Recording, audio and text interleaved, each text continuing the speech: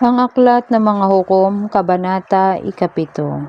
Si Gideon ay tinatawag ding Jerubbaal. Isang araw, maagang bumangon si Gideon at ang kaniyang mga tauhan at nagkampo sila sa mga bukal ng Harod. Samantala, ang mga Medyanita ay nagkampo sa hilagang kapatagan sa may burol ng More. Sinabi ni Yahweh kay Gideon, sobrang dami ng mga tauhan mo para pagtagumpayin ko kayo laban sa mga Medyanita. Baka akalain nila sarili nila ang nakatalo sa mga Medyanita at hindi dahil sa tulong ko. Kaya sabihin mo sa taong bayan na ang lahat ng natatakot ay maaari nang umuwi. Nang sabihin ito ni Gideon, umuwi ang 22,000, ngunit 10,000 pa ang naiwan. Sinabi muli ni Yahweh kay Gideon, napakarami pa ring natira. Isama mo sila sa tabi ng batis at bibigyan ko sila roon ng pagsubok. Doon ko sasabihin kung sino ang dapat mong isama at kung sino ang hindi. Ganun nga ang ginawa ni Gideon. Pagdating nila sa batis, sinabi ni Yahweh, ibukod mo ang lahat ng umiinom na parang aso. Ibukod mo rin ang mga nakaluhod habang umiinom. Ang sumalok ng tubig sa pamagitan ng kamay upang uminom ay 300 at ang iba'y lumuhod upang uminom.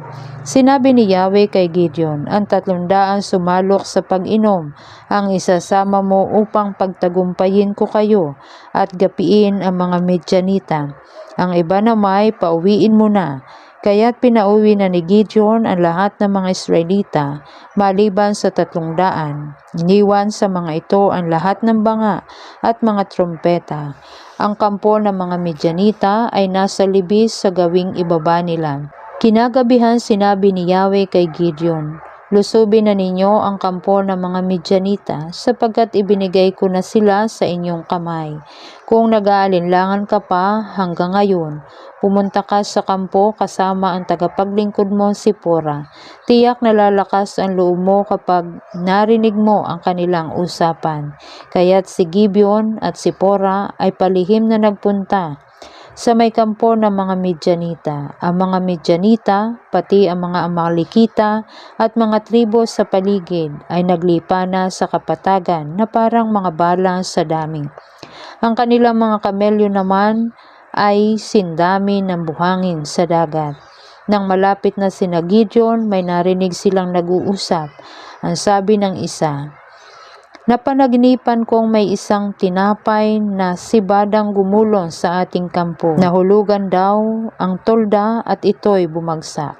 Sagot naman ng isa, yun ay walang iba kundi ang tabak ng Israelitang si Gideon na anak ni Joas. Ang Midian at ang buong hukbo ay ibinigay na ng Diyos sa kanyang kamay.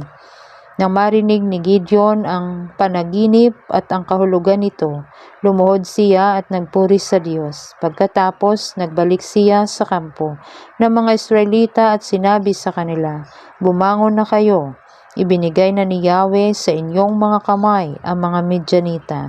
Pinagtatlong pangkat niya ang kaniyang 300 tauhan. Bawat isa'y binigyan niya ng trompeta at banga na may sulo sa loob. Sinabi niya sa kanila, kapag malapit na ako sa kanilang kampo, tumingin kayo sa akin at gawin ninyo ang gagawin ko.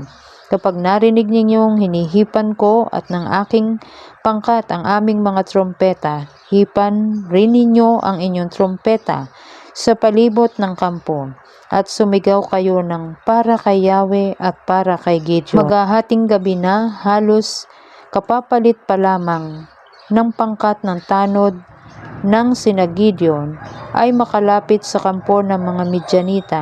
Hinipa nila ang kanilang mga trompeta, sabay basag sa mga dala nilang banga. Ganon din ang ginawa ng 2 pangkat, hawak ng kanilang kaliwang kamay ang sulo at nasa kanan naman ang trompeta, habang sumisigaw ng tabak ni Yahweh at ni Gideon. Bawat isa'y hindi umaalis sa kanyang kinatatayuan sa paligid ng kampo, samantalang nagsisigawan at nagkanya-kanyang takbuhan ng mga nasa kampo, at habang walang tigil sa pag-ihip ng trompeta ang 300 Israelita.